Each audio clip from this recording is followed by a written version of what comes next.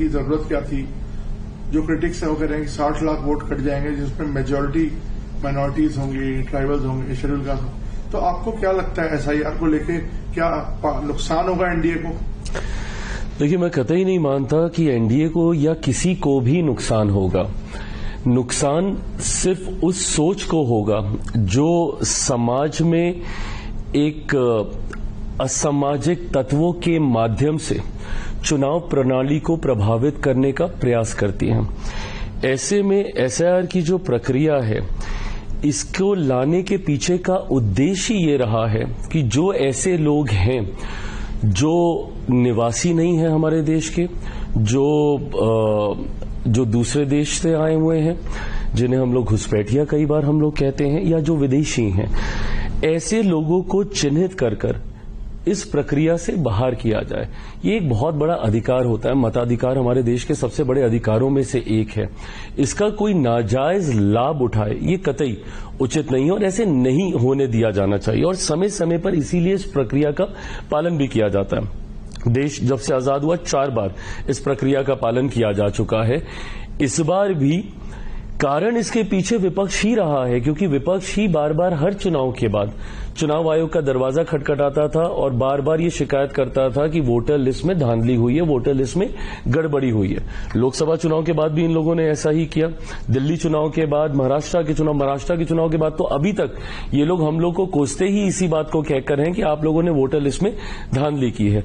तो ऐसे में जब आप इस बात का अविश्वास पैदा कर रहे हैं कि वोटर लिस्ट में किसी तरीके की धांधली हुई है या वो प्रक्रिया सही नहीं है, तो उसको सुचारू करने के लिए या उसको सही करने के लिए एक इंटेंसिव रिवीजन की जरूरत थी और उसी को आज अपनाया जा रहा है। पर आज जब उस इंटेंसिव रिवीजन को अपनाया जाता है तो विपक्ष फिर से भ्रमित करने का काम करता है कि भाई वोटर लिस्ट के साथ हम लोग छेड़छाड़ कर रहे हैं, बल्कि इस प्रक्रिया को सेम उसी रूप में अपनाया जा रहा है जिस रूप में इससे पहले में इस प्रक्रिया का पालन किया गया था। सिर्फ पूरा का पूरा फॉर्मेट वैसा ही, सिर्फ अगर इसमें एक बदलाव किया गया है तो सिर्फ टेक्नोलॉजी को लेकर बदलाव हुआ है। पहले आपको फिजिकली जाके डॉक्यूमेंटेशन आपको सबमिट करने होते थे, अब आप इसको ऑनलाइन भी कर सकते हैं। इसके अलावा इसके प्रोसेस में कहीं कोई और बदलाव नहीं किया गया है। आप जाएंगे चुनाव आयोग शिकायत करने, चुनाव आयोग आपकी शिकायत को गंभीरता से लेते हुए जब उसके लिए एक रास्ता निकालता है, उस रास्ते पे भी आपको शिकायत होती है। हकीकत यह है, विपक्ष ने एक नए राजनीति का तरीका ढूंढ लिया। आजकल ये लोग हर विषय को लेकर जनता को भ्रमित करने का कार्य करते हैं। उदाहरण के तौर पर लोकसभा का जब चुनाव हुआ, इन्होंने पूरा चुनाव ये कहते हुए इन लोगों ने बता दिया कि अगर मोदी तीसरी बार आ गए तो देश से आरक्षण समाप्त हो जाएगा, संविधान की हत्या हो जाएगी, लोकतंत्र की हत्या हो जाएगी। आज 1 साल से ज्यादा हो गया चुनाव हुए, नई सरकार बने हुए, आप बता दीजिए कहां का लोकतंत्र समाप्त हुआ या कहां का संविधान समाप्त कर दिया गया या किसका आरक्षण छीन लिया गया। इसी प्रकार इन लोगों ने सीए जब आया था, एक नागरिकता देने वाले कानून को इन लोगों ने नागरिकता छीनने वाला कानून बताकर देश भर में आगजनी का माहौल बना के रखा था। ऐसे में आज सीए को इतना समय हो गया, बता दीजिए किसकी नागरिकता छीन ली गई। उस वक्त भी माइनॉरिटीज को ही इन लोगों ने टारगेट किया था और कहा था कि इसमें से जितने माइनॉरिटीज हैं उनकी नागरिकता छीन ली जाएगी। किसकी नागरिकता छीन ली गई? अब उसी प्रकार एसआईआर को लेकर भी, और इसमें भी माइनॉरिटीज को ही भ्रमित किया जा रहा है कि भाई माइनॉरिटीज की नागरिकता छीन ली जाएगी। बल्कि जो आंकड़े सामने आए हैं, अगर मैं बिहार की मैं बात करूं तो उसमें पटना, जो कि अर्बन वोटर्स हैं, जिसको कहीं ना कहीं आप एनडीए का वोटर, भाजपा का वोटर कहा जाता है, सबसे ज्यादा तो वहां से लोगों के नाम कटे हैं। तो सिर्फ झूठ बोलना, लोगों को डराकर अपने पक्ष में करना, ये विपक्ष की राजनीति का हिस्सा बन गया और वही प्रयास ये लोग एसआईआर को लेकर भी कर रहे हैं। सर, तेजस्वी, राहुल गांधी, पूरा ऑपोजिशन एक यूनाइटेड हो गया इस इश्यू पे, तो आपको डर नहीं लगता कि कहीं ना कहीं जैसे पहले लोगों ने वोट को गैल्वेनाइज किया और टोटल नंबर गिरा, इस बार भी कुछ इसका इम्पैक्ट हो सकता है बिहार चुनाव? देखिए, मैं नहीं मानता। आज की तारीख में लोग इतने जागरूक हैं और उनको समझ में आता है कि कौन सी बात का राजनीतिकीकरण करने के उद्देश्य से जनता को भ्रमित किया जा रहा है। बिहार के लोग इन बातों को भली भांति जानते हैं। विपक्ष को किस तरीके से आपको डराने का कार्य करता है, कई चुनाव में निरंतरता में बिहार के लोगों ने इस बात का अनुभव किया है। मैं नहीं मानता कि बिहार के लोग इनकी इन बातों में आएंगे। इनका ये कहना कि भैया चुनाव से ठीक पहले क्यों, ये देश भर में इस प्रक्रिया को लागू किया जाएगा। इंटेंसिव रिवीजन को देश के हर एक राज्य में लेकर जाया जाएगा। ये संजोग है कि सबसे पहले बिहार में चुनाव हो रहे हैं, तो इसीलिए इसका असर पहले बिहार में दिखेगा। बट मैं नहीं मानता कि विपक्ष की बातों में बिहारी आने वाले हैं। कहने हैं कि इन्हीं सेव वोटर्स ने लोकसभा में भी रिजल्ट जो चुनाव के नतीजा है वही इम्पैक्ट हुआ, तो फिर अब अचानक से बदलने की क्या जरूरत पड़ी? मैं वही, क्योंकि विपक्ष ही चाहता था, क्योंकि विपक्ष को ही विश्वास नहीं था। बार बार आप जाते हैं और दिक्कत इस बात की है कि आप हर चुनाव में एक नया बहाना ढूंढने का प्रयास करते हैं अपनी हार को छुपाने के लिए। जितना समय ये लोग नए बहाने को तैयार करने में लगाते हैं, अगर उतना समय ये लोग आत्ममंथन में लगा लें कि भाई विपक्ष क्यों चुनाव हार रहा है, तो संभवतः इनका कुछ भला होगा। इन लोगों ने इससे पहले ईवीएम पे ठीकरा ये फोड़ते थे। आज ईवीएम सही हो गई। आज कोई विपक्ष नहीं जाता ईवीएम की शिकायत करने। क्यों? क्योंकि अब इन लोगों को एक नया बहाना मिल गया है, वो है वोटर लिस्ट में धांधली। तो चिराग जी, अब आपको क्या लगता है कि आप जैसे हमने देखा लगातार विपक्ष का रोल आप भी कई बार प्ले करते हैं अपनी पार्टी, अपनी गठबंधन में। आप कहते हैं कि यहाँ पे लॉ एंड ऑर्डर की प्रॉब्लम्स हैं, गवर्नेंस की इश्यूज हैं, इसको हम किस तरह से देखते हैं? कभी आप बोलते हैं मैं सब जगह से चुनाव लड़ूंगा, तो कहीं ना कहीं आपको लगता है you are playing ball with in the गठबंधन ओनली? मेरा इतिहास ऐसा रहा है कि मेरी इस छवि को बहुत सहज रूप से स्वीकार कर लिया जाता है कि शायद मैं कोई प्रेशर पॉलिटिक्स कर रहा हूं या with in the alliance I am trying to create ripples.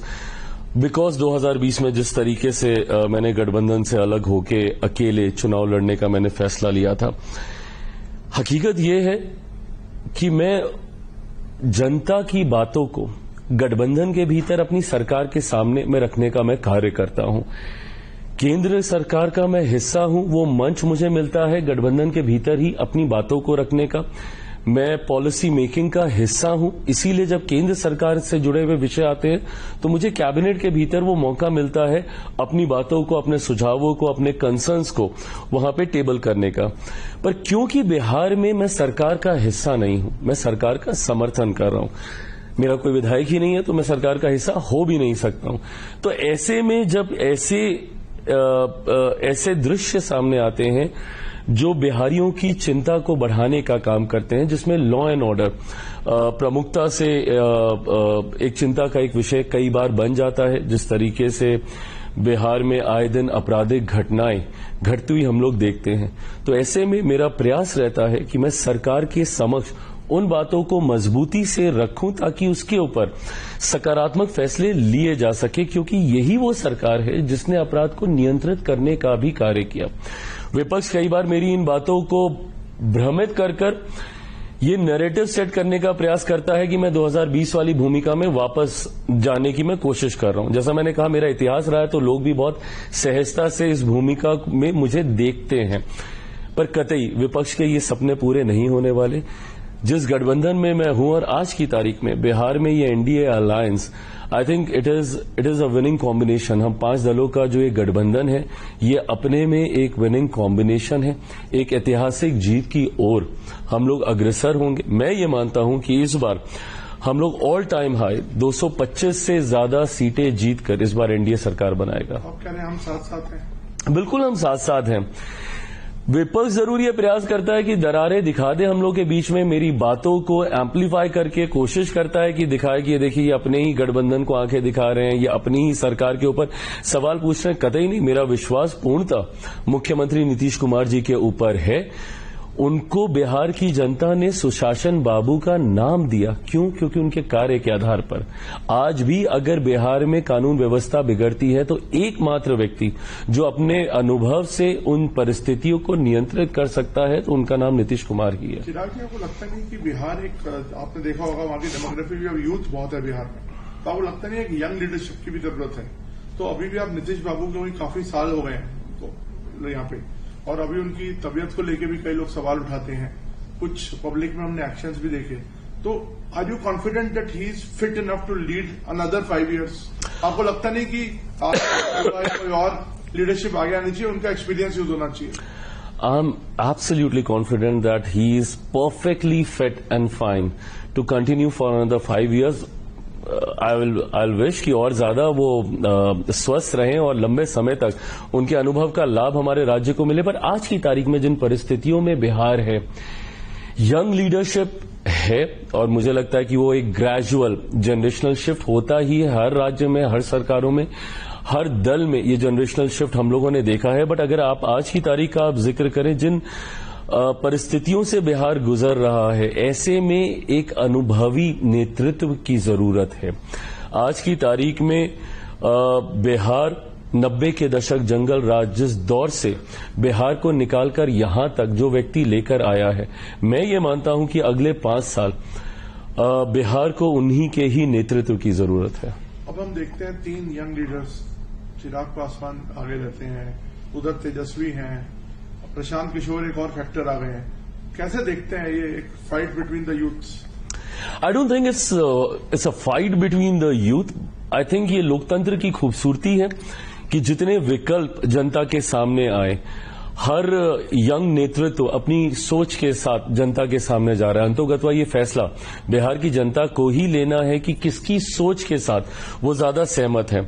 जहां एक तरफ मेरे छोटे भाई हैं तेजस्वी, जो एक MY समीकरण के साथ पुनः उसी पुरानी राजनीति को आगे बढ़ाने का कार्य कर रहे हैं, जो उनके पिता के जमाने में जिस तरीके से जात पात धर्म मजहब में बांटने की राजनीति होती थी, जिसका मैं कतई पक्षधर नहीं हूं। उनकी एक अलग राजनीतिक सोच है जहां पे सांप्रदायिकता, जातीयता को वो बढ़ावा देते हैं। उनके MY समीकरण में जहां M पूरी तरीके से सांप्रदायिकता को बढ़ावा देता है, तो Y जातीयता में बिहारियों को बांटने का प्रयास करता है। वहीं मेरा एक MY समीकरण है जहां मेरे M में महिलाएं हैं और मेरे Y में युवा हैं। लोकसभा का चुनाव मात्र 5 सीटों पे मैंने लड़ा, पर उसमें मैंने अपने MY समीकरण को पूरी तरीके से प्रस्तुत करने का मैंने कार्य किया। 5 में से 4 युवा सांसद हैं मेरे, 2 महिलाएं हैं। नारी शक्ति अधिनियम का पूर्णता पालन मैंने लोकसभा चुनाव के दौरान मैंने करने का कार्य किया। तो ऐसे में अलग अलग विचारधाराएं हैं, अलग अलग सोच है। मैं बिहार फर्स्ट, बिहारी फर्स्ट के साथ बिहार को एक विकसित राज्य बनाने की सोच, विजन के साथ मैं आगे बढ़ रहा हूं। बिहार फर्स्ट, बिहारी फर्स्ट पे मैंने बहुत कार्य किया है। आप बिहार से जुड़ी हुई किसी भी समस्या का जिक्र मेरे सामने करें, उसका समाधान मेरे पास है। कैसे बिहार में हम लोग रेवेन्यू जनरेट कर सकते हैं, कैसे उद्योग लगा सकते हैं, कैसे शिक्षा प्रणाली को हम लोग बेहतर कर सकते हैं, कैसे प्रति व्यक्ति आय को हम लोग बढ़ावा दे सकते हैं, कैसे किसानों की मदद कर सकते हैं, कैसे बाढ़ सुखाड़ से बिहार को हम लोग निजात दिला सकते हैं। इन तमाम विषयों पर मैंने अध्ययन किया है। अभी आपको कौन रोक रहा है सब करने से? अभी तो सरकार में आप पार्टनर हैं, आपका इन्फ्लुएंस है, भी कर सकते हैं। इसलिए वो जीतने की जरूरत क्या है तुम्हारा? मैं पुनः दोहराता हूं कि मैं बिहार सरकार का मैं हिस्सा नहीं हूं, मैं समर्थन कर रहा हूं। और मैं मानता हूं कि उस समर्थन में आज की तारीख में मैं अपनी सोच को मैं शामिल कर सकता हूं, जो ग्रेजुअली अब करने का हम लोग कार्य कर रहे हैं। एक और बात हम लोग को बिहार के लिए समझने की जरूरत है कि एक लंबे समय के बाद बिहार को डबल इंजन की सरकार का लाभ अब मिलने लगा है। बिहार की ये विडंबना रही है that for the longest time Bihar में विरोधाभास की सरकारें थीं। 2000 का वो दशक आप याद करें जब केंद्र में यूपीए की सरकार होती थी, तब बिहार में एनडीए की सरकार होती थी। 2014 में जब केंद्र में एनडीए की सरकार आई तो बिहार में महागठबंधन की सरकार आ गई। तो जब विरोधाभास की सरकारें होती हैं तो ऐसे में डिफरेंस ऑफ ओपिनियन केंद्र सरकार राज्य सरकार जो संघीय ढांचा है उसमें होने लगते हैं। केंद्र सरकार की परियोजनाएं राज्य सरकार लागू नहीं करती, राज्य सरकार की योजनाओं को केंद्र सरकार स्वीकृति नहीं देती। इस बात का नुकसान बिहारियों को एक लंबे समय तक हुआ है।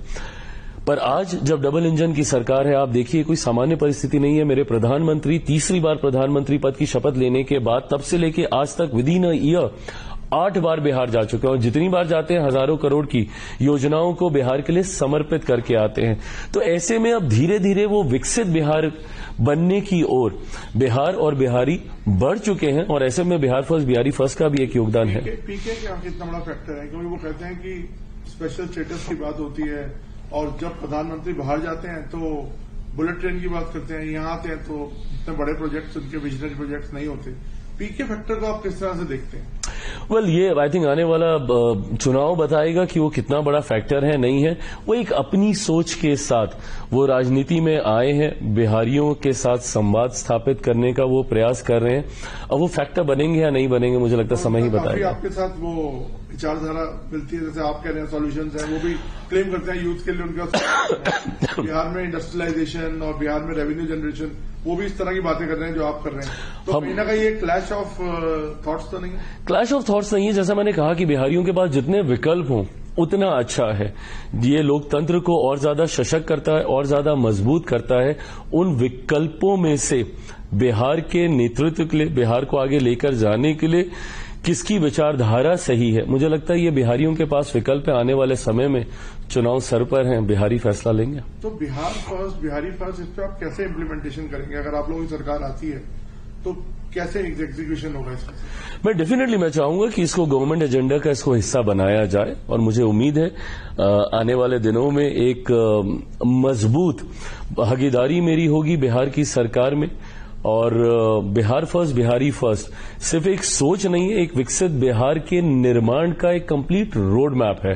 और मैं चाहता हूं कि बिहार सरकार आने वाले दिनों में उसको सरकार का एजेंडा के तौर पे, गवर्नमेंट एजेंडा के तौर पर उसको शामिल कर इसको धरातल पर उतारने का कार्य करे। तो सर मैं एक और चीज आपसे पूछना चाहता हूं कि अब आपने बिहार फर्स्ट, बिहारी फर्स्ट की बात कर ली, आप कहते हैं कि हम इसमें रेवेन्यू लेके आएंगे बिहार में। बिहार हमेशा से रेवेन्यू जनरेटिंग स्टेट नहीं रहा और जो माइग्रेशन है वो एक बहुत बड़ा मुद्दा रहा है। इस पर किस तरह से आप एड्रेस करेंगे? देखिए, पलायन पर रोक तभी संभव है जब बिहार में वो इंफ्रास्ट्रक्चर डेवलपमेंट हम लोग कर पाएं, एक ऐसा इकोसिस्टम हम लोग तैयार कर पाएं जहां बिहार में ही उद्योग हों ताकि रोजगार के लिए किसी बिहारी को बाहर ना जाना पड़े, जहां बिहार में ही शिक्षा प्रणाली इतनी मजबूत हो। आज की तारीख में मुझे इस बात की तकलीफ होती है जब मैं देखता हूं कि मेरे बच्चे कोटा जाते हैं पढ़ने के लिए। अब कोटा में पढ़ने वाला बिहारी, पढ़ाने वाला बिहारी, अधिकांश शैक्षिक संस्थानों के मालिक वहां पे बिहारी, पर व्यवस्था राजस्थानी। ये व्यवस्था जब तक हम लोग पटना में, भागलपुर, दरभंगा, अलग अलग जिलों को चिन्हित कर जब तक हम लोग वो एजुकेशनल हब नहीं बनाएंगे तब तक इस व्यवस्था को, जो बच्चे जो बाहर जाते हैं उसको हम लोग रोक नहीं पाएंगे। अब होता क्या है कि जब बच्चा पढ़ने के लिए बाहर जाता है उसके बाद वो वहीं से दूसरे राज्यों में जाकर नौकरी ढूंढता है, वहीं पे नौकरी करता है, वहीं पे घर खरीदता है, वहीं पे शादी करता है, वहीं पे बच्चे पैदा करता है और फिर उसी राज्य का या उस देश का होके रह जाता है जिस देश में वो पलायन करके गया। ऐसे में ये तभी रुकेगा जब हम लोग बिहार में उस तरीके का एक इकोसिस्टम हम लोग तैयार करेंगे जिसके लिए उद्योगों का भी एक बहुत महत्वपूर्ण रोल है। जब तक बिहार में रोजगार के अवसर बिहारियों को अपने राज्य में ही नहीं मिलेंगे, ये पलायन नहीं रुकेगा। जैसा मैंने कहा कि अब धीरे धीरे डबल इंजन की सरकार में उस व्यवस्था को तैयार किया जा रहा है। मेरे मंत्रालय के माध्यम से ही हजारों करोड़ की उन योजनाओं को बिहार के लिए मैंने भी समर्पित किया है, जिसके माध्यम से प्रसंस्करण से जुड़े हुए फूड प्रोसेसिंग यूनिट्स आने वाले दिनों में बिहार में आपको देखने को मिलेंगे। इससे न सिर्फ जॉब क्रिएशन होगा बल्कि किसानों की भी आर्थिक मदद होगी। कृषि प्रधान प्रदेश है मेरा, और साथ ही साथ जिस रेवेन्यू जनरेशन का आप बात कर रहे हैं वो राजस्व भी हम लोग बिहार के लिए बढ़ाने में कामयाब रहेंगे। सर, राहुल गांधी भी इस बार काफी एक्टिव हैं कांग्रेस पार्टी, तो कुछ आपको लगता है उसका इम्पैक्ट होगा? पुनः आने वाला समय बताएगा। कांग्रेस जिस मजबूत परिस्थिति में आजादी के बाद रही बिहार में, मेरी समझ के परे है कि कैसे उन्होंने धीरे धीरे करते करते अपनी पूरी जमीन ही खो दी और आज एक क्षेत्रीय दल की पुछलग्गू पार्टी की तरह बिहार में वो भूमिका निभाती है। मैं मानता हूं कि कांग्रेस के पास एक लंबा समय था, निरंतरता में दशकों तक उनके मुख्यमंत्री रहे, उनके नेतृत्व वाली सरकार बिहार में रही। अगर वो चाहते, अगर बिहार के विकास को लेकर, इवन फॉर दैट मैटर देश के विकास को लेकर जिस डबल इंजन की सरकार का आज हम लोग जिक्र करते हैं, वो लंबे समय तक आजादी के बाद टिल ऑलमोस्ट लेट 80s तक वो सरकार डबल इंजन वाली बिहार और बिहारियों को मिली थी। अगर कांग्रेस के पास विकास की वो सोच होती, वो विजन होता, वो आइडियोलॉजी होती, तो शायद आज बिहार इन परिस्थितियों में नहीं होता। तो जब उस वक्त नहीं कर पाए, जब इनके पास पूर्ण बहुमत की सरकारें केंद्र में बिहार में होती थी, तो आज एक गठबंधन का छोटा सा हिस्सा होकर राहुल जी या कांग्रेस कुछ कर पाएगी, मुझे नहीं लगता। और लॉ एंड ऑर्डर को कैसे इंप्रूव किया जाएगा सर, क्योंकि आपने खुद अभी हाल में देखे कितनी बड़े बड़े वहां पे वारदातें हुई और आपने उस पर सवाल भी उठाए। प्रशासन को इसके लिए और ज्यादा मुस्तैद होना पड़ेगा, प्रशासन को और ज्यादा तत्परता दिखानी होगी। अपराधियों को लेकर कन्विक्शन रेट पर हम लोग को काम करने की जरूरत है। कई बार अपराधी पकड़े जाते हैं, तथ्यों के अभाव में वो छूट जाते हैं। ऐसे में मैं ये मानता हूं कि लोकल एडमिनिस्ट्रेशन, स्थानीय प्रशासन की एक अहम भूमिका इसमें है, एक महत्वपूर्ण भूमिका स्थानीय प्रशासन की है। पर पुनः मैं दोहराऊंगा कि मेरा विश्वास मुख्यमंत्री पर है। 90 के दशक में जिस तरीके से बिहार था, जिस जंगल राज से बिहार को मुख्यमंत्री जी ने निकालने का काम किया, यही कारण है 2005 से 2010 का जो उनका कार्यकाल था, स्वर्णिम काल के तौर पर बिहार और बिहारियों के लिए देखा जाता है। उसी वक्त उनको सुशासन बाबू के नाम से भी लोगों ने सम्मानित करने का कार्य किया। तो मैं मानता हूं कि उनके पास वो अनुभव है और धीरे धीरे उन परिस्थितियों को वापस नियंत्रित कर लिया जाएगा। मैं आखिरी में एक बार फिर से उस पर आता हूं, सवाल पे जो इलेक्शन कमीशन का बड़ा मुद्दा चल रहा है। आपको लगता है कि इलेक्शन कमीशन एक बिल्कुल फेयर प्रोसेस को फॉलो कर रहा है? क्योंकि कल उन्होंने, तेजस्वी यादव ने कोई प्रेस कॉन्फ्रेंस करके दिखाया कि मेरा नाम वोटर लिस्ट में नहीं है, फिर इलेक्शन कमीशन ने कहा इनका नाम वोटर लिस्ट में है, शायद उनके उसको फिर दोबारा तलब किया गया कि उसको वेरीफाई करेंगे। तो इस संशय की स्थिति को आप कैसे देखते हैं? संशय की स्थिति बनाने का काम कौन कर रहा है? यही विपक्ष के लोग कर रहे हैं। बताइए, आप नेता प्रतिपक्ष हैं बिहार में और आप एक प्रेस वार्ता करते हैं और उसमें आप खुलासा करते हैं कि आपका नाम नहीं है, जबकि तुरंत चुनाव आयोग उसका खंडन करता है और वो पूरी सूची जारी करता है जिसमें उनका भी नाम मतदाता सूची में है। अब ऐसे में सवाल उठ रहे हैं कि क्या उनके पास 2 वोटर कार्ड हैं, क्या उनके पास 2 वोटर आईडी हैं?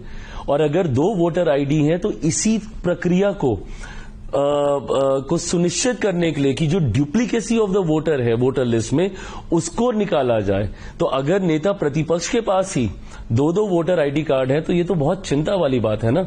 और इसी चिंता को, जो कि चुनाव आयोग की भी रही है और जो कि विपक्ष की भी रही है, ताजुब मुझे तब होता है कि जिस प्रक्रिया पे आप सवाल उठा रहे हैं, जिस वोटर लिस्ट के ऊपर आप सवाल उठाते थे, डुप्लीकेसी ऑफ द वोट को लेकर ही आप सवाल उठाते थे, बट वो तो आप खुद ही कर रहे हैं। और अगर एक नेता प्रतिपक्ष के पास 2 वोटर आईडी हैं तो इससे बड़ी चिंता की बात और कोई हो नहीं सकती है। और इस प्रक्रिया के माध्यम से उसी को फिल्टर आउट करने का कार्य चुनाव आयोग कर रहा है। सर, आपकी पार्टी पे आते हैं, आप कितनी सीट्स पे लड़ रहे हैं और आप खुद लड़ रहे हैं क्या असेंबली? अब इस पे आपने मतलब एक बहुत क्वेश्चन मार्क छोड़ा हुआ है, लोग एनालाइज कर रहे हैं इसको बार बार। ये क्वेश्चन मार्क जरूर मैंने छोड़ा हुआ है क्योंकि अभी पार्टी को इसके ऊपर अंतिम मोहर लगानी बाकी है। जब मैं कहता हूं कि पार्टी को फैसला लेना है तो छूटते ही मुझसे सवाल पूछा जाता है कि भैया आप ही पार्टी हैं, सर्वो आप ही अपनी पार्टी के, आप अगर चुनाव लड़ना चाहेंगे तो पार्टी में कौन आपको रोकेगा? मैं बिल्कुल मानता हूं इस बात को। काउंटर क्वेश्चन आपका आता है, उससे पहले ही मैंने ये जवाब दिया कि मैं मानता हूं इस बात को। पर हकीकत ये भी है कि जब मैं कहता हूं कि पार्टी को इसमें अंतिम फैसला लेना है, क्योंकि पार्टी अभी इसके ऊपर सर्वे कर रही है, मंथन कर रही है, इसके ऊपर अभी विद इन द पार्टी चर्चा हो रही है कि क्या मेरे चुनाव लड़ने से पार्टी को लाभ है। ये प्रयोग कई बार कई दलों ने किया है। भारतीय जनता पार्टी ने कई बार इस प्रयोग को किया जब उन्होंने अपने सांसदों को विधानसभा के चुनाव में उतारने का काम किया, कई केंद्रीय मंत्रियों को उन्होंने विधानसभा के चुनाव में उतारने का काम किया और कई बार उनको उसका लाभ भी मिला है। ऐसे में क्या मेरे विधानसभा के चुनाव लड़ने से मेरी पार्टी को इसका लाभ होता है? क्या मेरे गठबंधन को इसका लाभ होता है?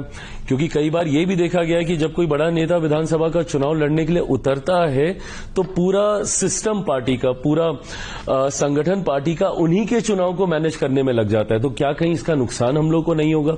इन तमाम चीजों को लेकर पार्टी अभी चर्चा कर रही है। मेरी आप व्यक्तिगत राय पूछें तो मैं जरूर चाहता हूं कि मैं बिहार विधानसभा का मैं चुनाव लड़ूं। मेरा राजनीति में आने का कारण ही बिहार और बिहारी रहे हैं। सब जानते हैं कि मैं दिल्ली में रहा हूं, दिल्ली में पला बढ़ा हूं, मुंबई में मैंने काम किया और मैंने देखा है किस तरीके से कठिन परिस्थितियों में बिहारी दूसरे राज्यों में रहने के लिए मजबूर हैं। ऐसे में उस वक्त ये फैसला लेना कि मुझे वापस बिहार जाना है, इसी सोच के साथ था कि बिहारियों के खोए हुए गौरव को, बिहारियों की परिस्थिति को कैसे बेहतर किया जा सके। तीसरी बार का सांसद हूं, इस बात का अनुभव मैं कर चुका हूं कि केंद्र में रहकर जिस बिहार फर्स्ट बिहारी फर्स्ट की सोच को मैं धरातल पर उतारना चाहता हूं वो केंद्र में रहकर संभव नहीं होगा। इसके लिए बिहार वापस जाना होगा। ये बड़ी बात आप बोल रहे हैं कि मतलब अब रुख बिहार की तरफ है। बिल्कुल। तो मतलब आगे की पॉलिटिक्स आप अब दिल्ली में रहकर नहीं बिहार में रहकर करना चाहते हैं? जैसे मैंने कहा कि मेरा राजनीति में आने का कारण ही बिहार और बिहारी रहे हैं, और ऐसे में मैं दिल्ली में रहकर मैं उन व्यवस्थाओं को वहां पे स्थापित कर सकूं जिस सोच, जिस उद्देश्य के साथ मेरा राजनीति में आना हुआ, वो नहीं संभव हो पा रहा है। तो ऐसे में मैं चाहता हूं कि अब मैं बिहार की तरफ अपना रुख करूं। और कितनी सीट्स आप लड़ना चाहते हैं, मतलब ये भी बताइए, कितनी सीट्स आपकी पार्टी को? मैं गठबंधन धर्म की मर्यादा को तोड़ूंगा अगर मैं सीटों को लेकर, सीटों की संख्या को लेकर, सीटों के चयन को लेकर कोई भी चर्चा सार्वजनिक मंच पर पहले करूं और गठबंधन के भीतर बाद में करूं। मुझे लगता है अभी ये सारी बातें गठबंधन के भीतर होनी बाकी हैं, जल्द हो जाएंगी, बहुत एमिकेबली हो जाएंगी। विपक्ष कई बार हम लोग के ऊपर पक्का एमिकेबली हो जाएंगी। लोकसभा के वक्त भी ये प्रश्न चिन्ह हम लोग की तरफ ज्यादा थे कि एनडीए में कैसे सीटों का बंटवारा होगा, जबकि ये परेशानी महागठबंधन की ओर ज्यादा है। लोकसभा के दौरान भी बहुत एमिकेबली हो गया था, उतनी ही सहजता से विधानसभा में भी हो जाएगा। कुछ नंबर तो दीजिए सर, कितने जीतने की आपको लगता है इस बार चांस है? मैं स्ट्राइक रेट पे ज्यादा काम करूंगा पुनः लोकसभा की तरह, और मैं चाहूंगा कि मैं जितनी सीटें लूं उतनी जीतूं। लोकसभा में मेरा 100% स्ट्राइक रेट रहा, विधानसभा में भी मैं अपना 100% मैं स्ट्राइक रेट में रखना चाहता हूं, उसको बरकरार रखना चाहता हूं। ऐसे में मैं ये मानता हूं कि गठबंधन के भीतर हर वो दल जो जहां पे मजबूत है, जिसके पास विनेबिलिटी फैक्टर ज्यादा मजबूत है, वो सीट उस दल के पास जानी चाहिए। So rather than the number of seats, my fight would be for the quality of seats. तो चिराग जी, लास्ट में बोल रहा हूं, इसका इंटरप्रिटेशन हम ये बोल सकते हैं more keen now to play in Bihar than in Delhi. Of course, yes. I see myself more in Bihar now. Role का जब आप जिक्र करते हैं, उसके आसपास बहुत सारे प्रश्न चिन्ह खड़े हो जाते हैं।